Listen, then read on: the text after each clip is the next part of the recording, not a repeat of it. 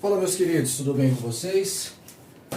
Sem muitas delongas, para o vídeo não ficar gigante, como eu havia combinado com vocês, eu vou lançar aqui a resolução de alguns exercícios que eu julguei assim, mais interessantes, importantes, de acordo com o nosso conteúdo do capítulo 4 e do capítulo 5 do livro. Ok? Então prestem bastante atenção, resolvam todos os exercícios. Eu vou mandar para vocês, igual combinei, com o gabarito das questões, todas as questões, e aqui nós só vamos discutir algumas delas, ok? A primeira questão é a questão 1 da página 75.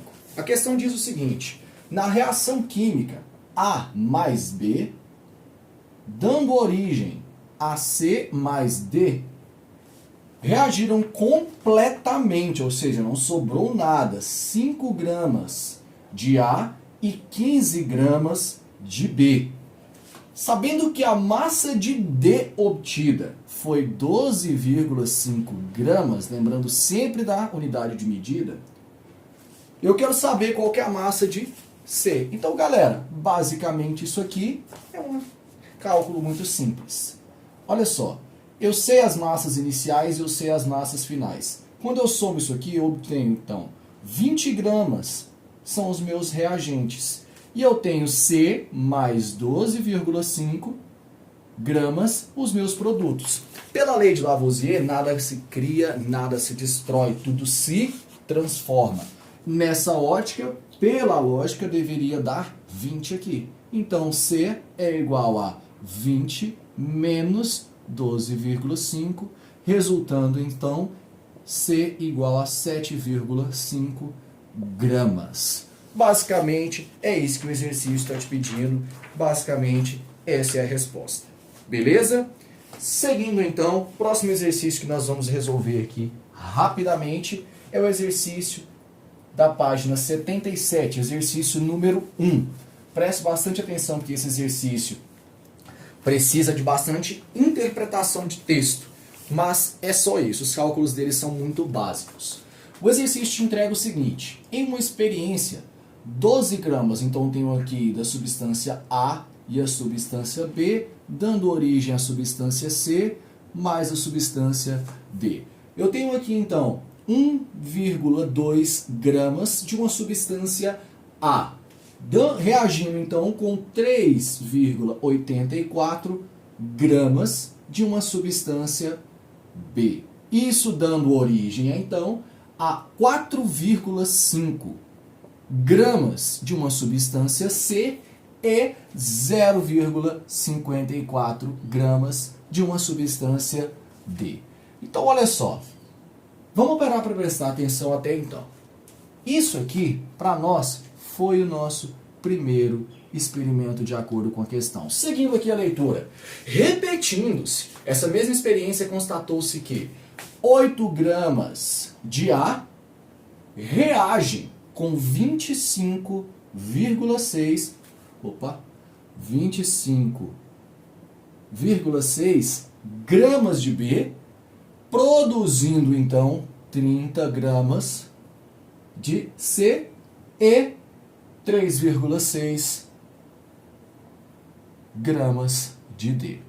Olha só, o que o exercício te pede então a partir disso aí?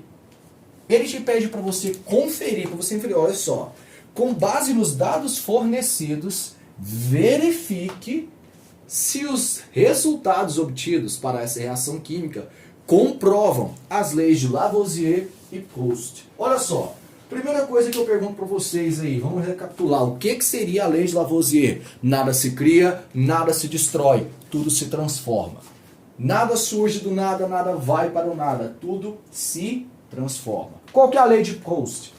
Independente de quanto que você está colocando de reagente, a proporção entre os reagentes e a proporção entre os produtos vai sempre ser a mesma. Então, a proporção entre o reagente A necessário para reagir com o reagente B será a mesma proporção, independente da quantidade que eu estiver reagindo aqui. Se eu estiver utilizando 3,6 gramas, ou seja, o triplo de reagente A, eu precisarei de exatamente o triplo do reagente B para que a minha equação continue balanceada. Se eu tentar reagir 5 vezes o A com 3 vezes o B, não tenho uma reação completa. Parte do A vai sobrar como resíduo. Entenderam isso? Então, para que eu tenha uma reação completa sem resíduo, eu preciso que toda a proporção siga. Essa é a lei de Coase. Então, olha só. Primeiro vamos avaliar se a lei de Lavoisier ela segue aqui. Basicamente, o que eu preciso fazer é uma somatória entre os meus reagentes e uma somatória entre os meus produtos.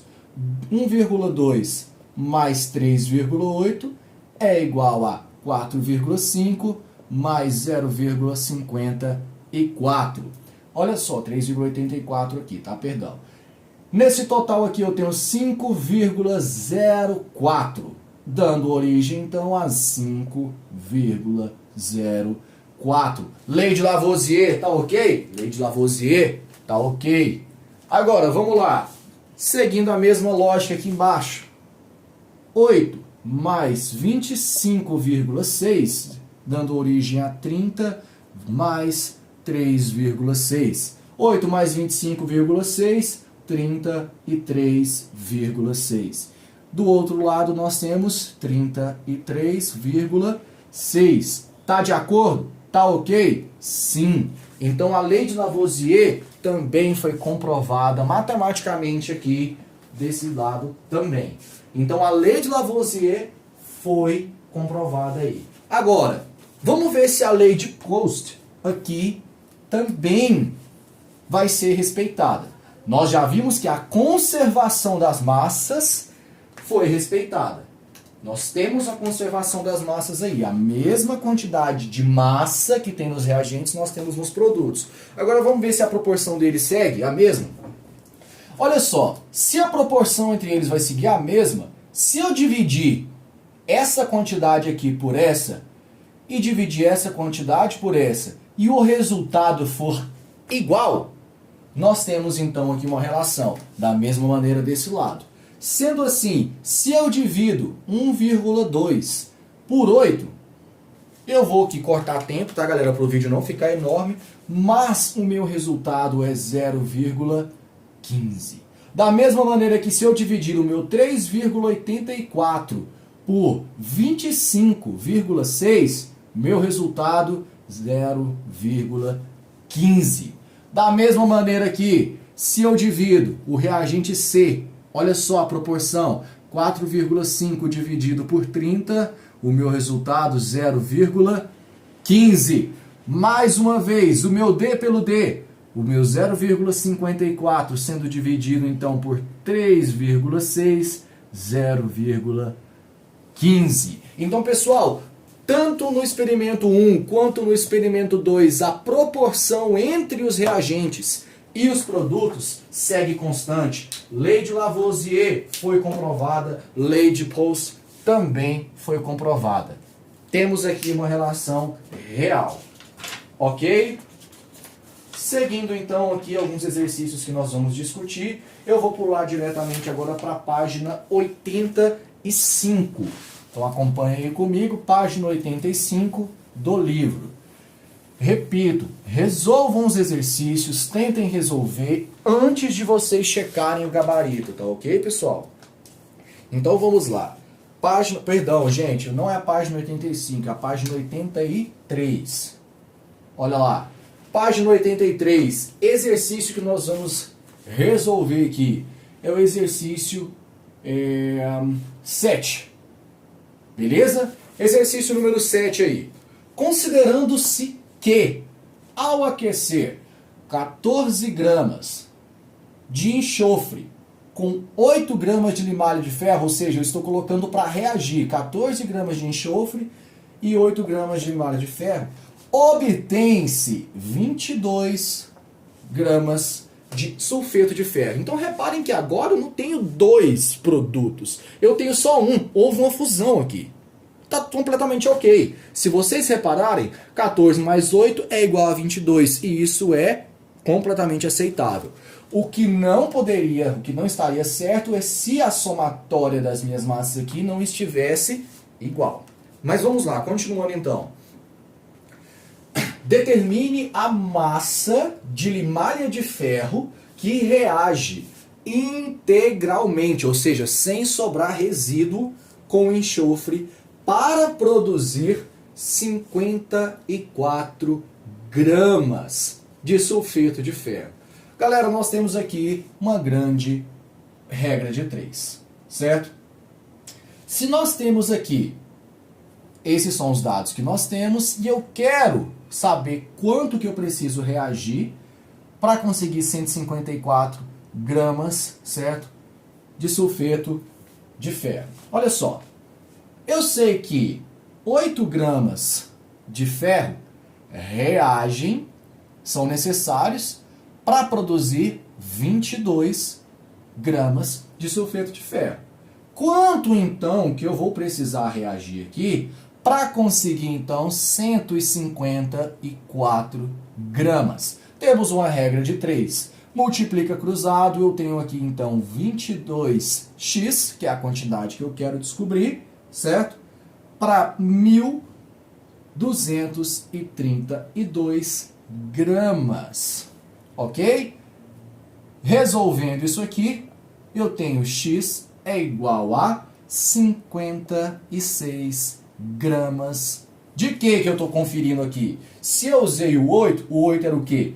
Limalha de ferro. Então eu precisaria de 56 gramas de limalha de ferro para reagir com o meu enxofre. Então quanto de enxofre que eu precisaria? Simples. Basta eu pegar esse resultado aqui, menos o quanto eu precisei de limalha de ferro. Olha só, 98 seria o meu resultado. Eu precisaria aqui 98 gramas de enxofre reagissem com 56 gramas de limalha de ferro para que eu obtivesse então 154 gramas de sulfeto de ferro. Ok? Tudo ok? Beleza, então. Próxima questão. Próxima questão que eu vou resolver com vocês aqui, ela está na página... Foi uma questão que eu já resolvi em sala com vocês, era a questão 2 da página 84, essa vou pular, está no gabarito, vamos ganhar tempo. Vamos aqui então para a questão da página...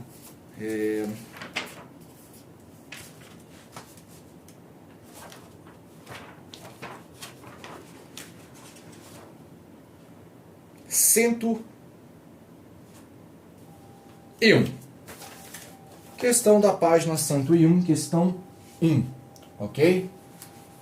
Se esforcem um pouquinho, como vocês viram hoje nos exercícios que nós revisamos. Às vezes a dúvida maior é a interpretação de texto e matemática, e não tanto das leis químicas. Então aqui nós vamos para o exercício da página 101, exercício 1.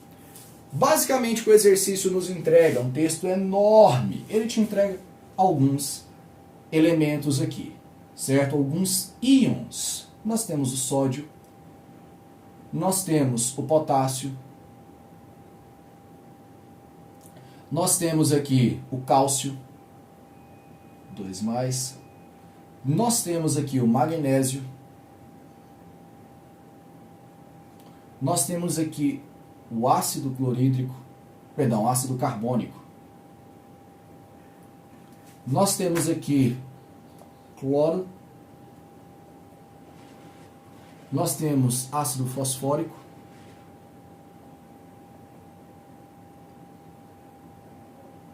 Nós temos aqui então óxido de enxofre e só. Beleza. O que é que ele te pede, então, com esses íons aí? Primeiro, ele te pede para você separar quem é cátion e quem é ânion aí. Pessoas, vou traçar aqui fazer uma pequena tabelinha para a gente conseguir observar isso aqui melhor, né? Olha só. Beleza. Quem desses caras aqui é cátion? Quem desses caras aqui é ânion? Lembrando então, cátion é aquele cara que perdeu elétrons e o ânion é o cara que ganhou. Então olha só, cátion, cátion, cátion, cátion. Peraí, Marcelo, de onde você tirou isso? Olha só, se você reparar, os que estão com símbolo mais aqui no canto, significa que eles perderam elétrons. Por isso que eles estão carregados positivamente. Por estarem carregados positivamente, eles são íons positivos, ou seja, cátions. Automaticamente esses últimos aqui são ânions, ânions, ânions e ânions. Eles ganharam elétrons, eles estão eletricamente, certo? Negativamente carregados.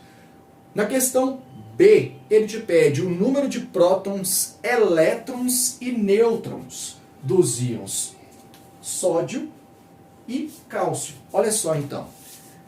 Nós sabemos que a fórmula para você identificar a quantidade de nêutrons é a de massa atômica. A é igual a Z mais N. O que quer dizer isso aqui? Minha massa atômica é igual... Opa, coloquei um mais aqui. Olha só, minha massa atômica é igual ao meu número atômico, ou seja, meu número de prótons mais o meu número de nêutrons. O exercício te entrega os valores aí. Ele te entrega os dados que você precisa. A massa atômica do sódio, de acordo com o que o exercício te entrega, é 23, que é igual ao meu número atômico, que está aí, 11, mais o meu número de nêutrons que eu quero descobrir. Tenho aqui então o meu número de nêutrons, que é igual a 12. Isso aqui é do sódio, Na+. Só que o exercício não só te pede para descobrir a quantidade de nêutrons, ele te pede para você descobrir a quantidade de prótons, nêutrons e elétrons dele. Então, olha só, vamos dar a quantidade de prótons, a quantidade de nêutrons e a quantidade de elétrons. De prótons, o exercício já te entrega. Meu número atômico é 11. De nêutrons, você acabou de calcular e descobriu, é 12. Só que aí tem um detalhe agora. Um átomo que está estável, ele tem a mesma quantidade de prótons e elétrons. Ou seja, as cargas positivas e negativas se igualam. Mas no caso, o sódio que te entregou foi um íon positivo, ou seja, ele perdeu um elétron. Então esse átomo aí, ele está com 10 elétrons, ok? Da mesma maneira, ele te pede para achar o do cálcio. Vamos lá então, seguindo a mesma lógica, A igual a Z mais N. Sendo assim, o dado que ele te entrega do cálcio é 40 de massa atômica, 20 de número atômico, mais o meu número de nêutrons, ok? Sendo assim, o meu número de nêutrons do cálcio é igual a 20. Por um acaso, igual ao meu número de prótons. Esse é o nosso cálcio. O cálcio que ele te entrega aí é 2+. Isso significa que ele perdeu 2 elétrons. Sendo assim, pela lógica, o meu número de prótons, o meu número de nêutrons e o meu número de elétrons no cálcio em questão, esse íon, esse cátion de cálcio, é número de prótons, 20, número de nêutrons, 20, ele perdeu 2 elétrons, ele tem 18 elétrons, ok? Simples assim. Só que aí ele te pede a questão C, ele te entrega aí mais uma delas, mais uma questão aí para você resolver, que é o seguinte. Ele te pergunta quais desses espécimes aí são isoeletrônicos. Ou seja, quem desses caras aí possui a mesma quantidade de elétrons. Pessoal, naturalmente, se estivessem átomos isolados estáveis, nenhum deles teria. Porém, nesse cenário aqui que ele te entrega alguns dados e você pode fazer o cálculo de cada um deles, você vai reparar o seguinte. Quando o magnésio perde 2 elétrons, olha só, de acordo com o que o exercício te entrega, o magnésio tem número atômico 12. Só que aí o magnésio que ele te entregou é 2+, ou seja, ele perdeu 2 elétrons. Então esse magnésio, ele tem 10 elétrons. Quem aí poderia também ter 10 elétrons? Se vocês repararem, o sódio de número atômico, vou colocar aqui, ó.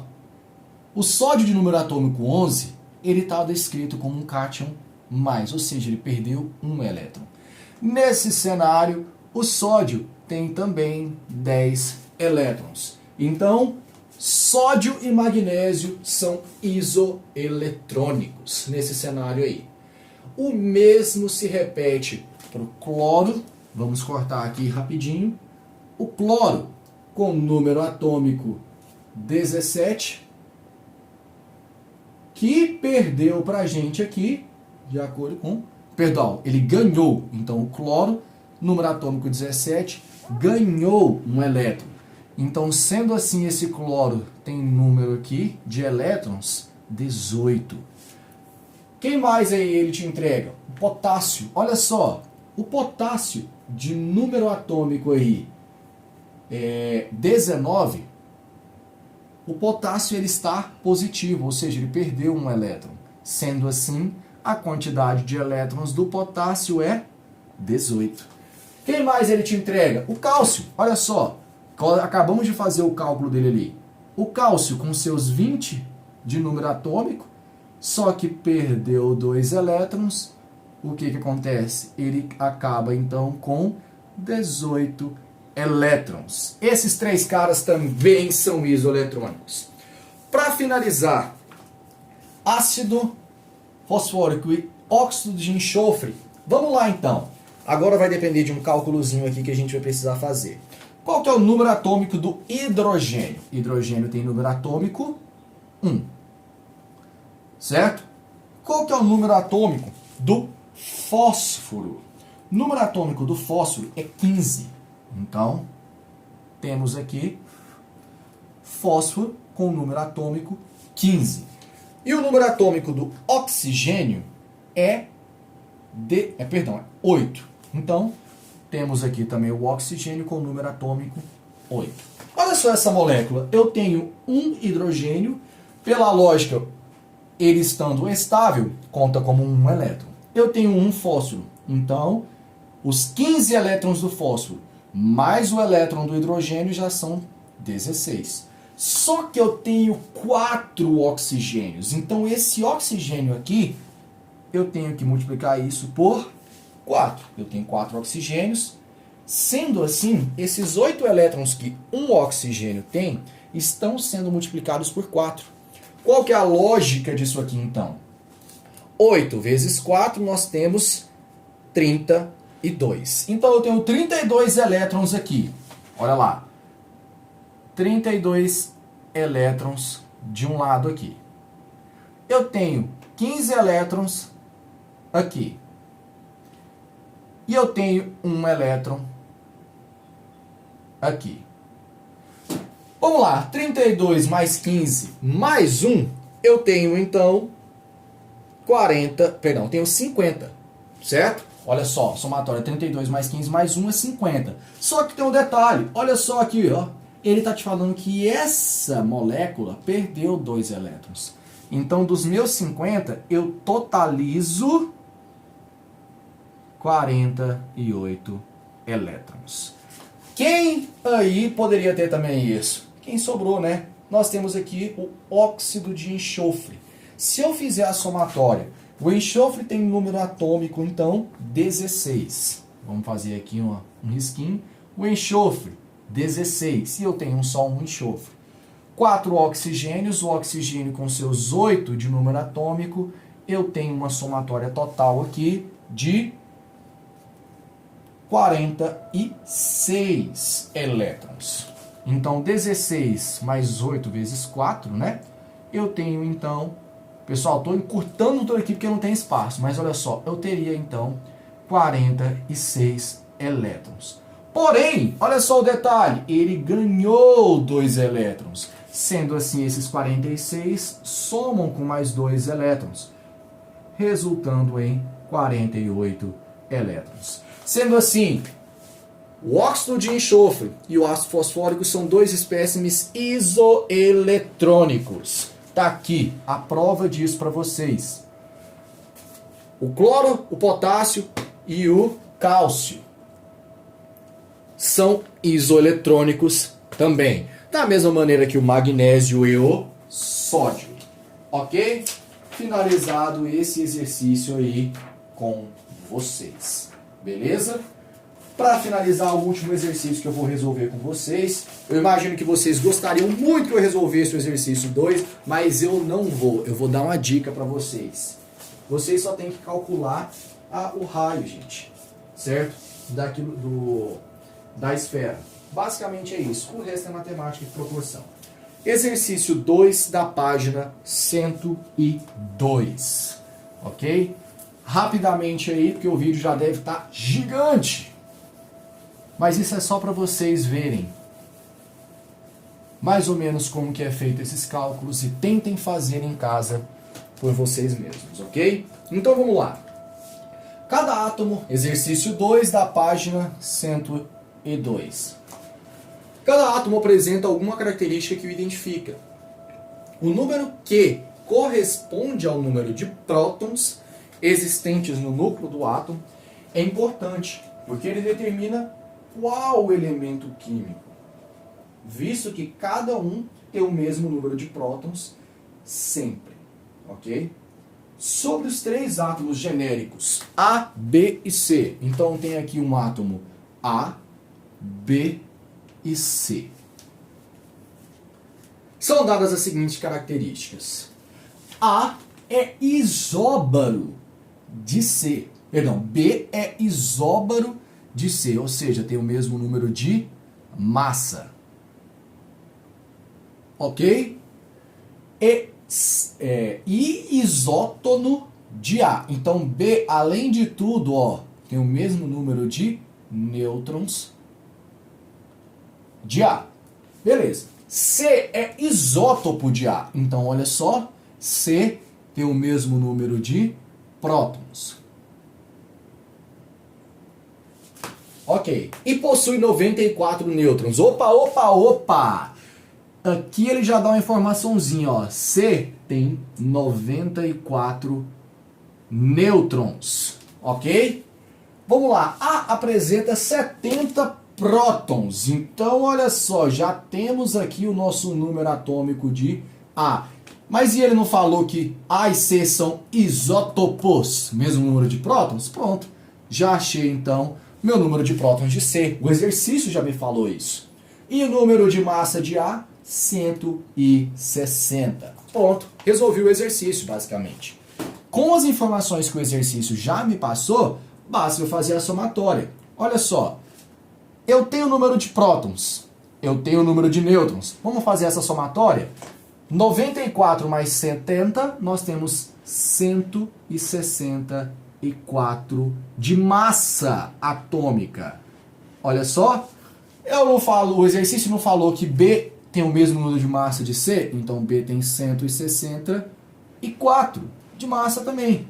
Outra coisa, o exercício não me falou que B tem o mesmo número de nêutrons de A, 160 menos 70, eu vou descobrir a quantidade de nêutrons. Nesse caso, 160 menos... Vamos colocar na formulazinha, né, para ficar bonitinho. Então, vamos lá.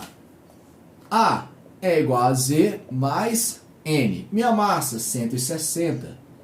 Meu número atômico, 70 mais N. Voltando para cá, N é igual a 90. Então, meu número de nêutrons de A, 90. Meu número de nêutrons de B, 90. Qual que é o número atômico de B, então?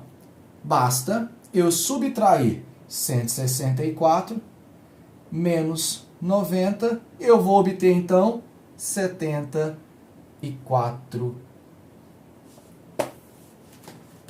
prótons. Então, nós temos aqui 74. Certo? Número de elétrons, o número atômico, certo? De B, 74. Ok? Pessoal, simples assim. Basta interpretar, basta observar. O conteúdo foi dado. Qualquer coisa, deixa aí nos comentários, a gente discute. Um grande abraço para vocês. O vídeo já tem meia hora, certo? Fiquem com Deus, se cuidem.